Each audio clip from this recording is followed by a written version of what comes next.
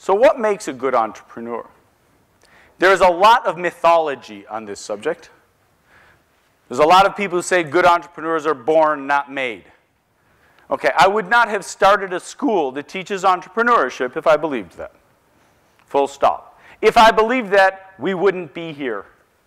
If I believed that good entrepreneurs spring up like magic from the ground, start selling when they're 7 years old, drop out of school, don't need to learn, and there's a lot of nonsense that's spouted about entrepreneurship.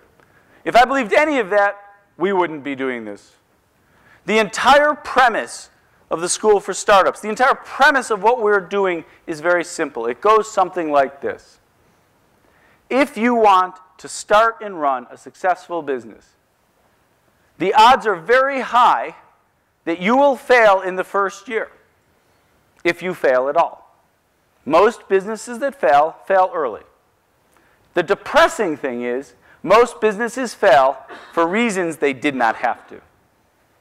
Most of the businesses that fail, fail because they did something they could have done right, wrong. The goal of what we're doing today is to start on a journey together where you start thinking about your business intentionally, logically, methodically, and you act upon it intentionally, methodically, and logically, and during the course of the year, you are going to be called upon while we're together, and long beyond when we're called together, to make business decisions. And the funny thing about business decisions is you always make them without enough evidence. Because the decision comes when it has to be made, not when you want to make it. As a rule, the goal is to put the decision off until you know enough, and unfortunately the decision arrives long before that moment. And so it is the art of being a good business person to be able to make an informed decision without enough evidence to make an informed decision. It's like being a doctor without being able to do a complete diagnosis. And thus you have to be good at partial evidence. Well, interestingly enough, if you run a business, one business for many years, or as I have, many businesses for a number of years, you start to realize that there are some decisions young businesses make over and over again that are just plain bloody stupid. They just make the wrong decision almost by instinct.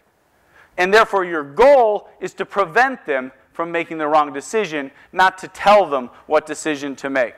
And so it's my goal over the next 12 months with you, as you find yourself confronting decisions that you're unsure of, that we discuss them together in the hopes that will avoid you making the wrong decision that will ensure that you go out of business. And in the absence of the sum of those wrong decisions, you by accident completely succeed. I don't mean it precisely that way, but it sounded good the way I said it.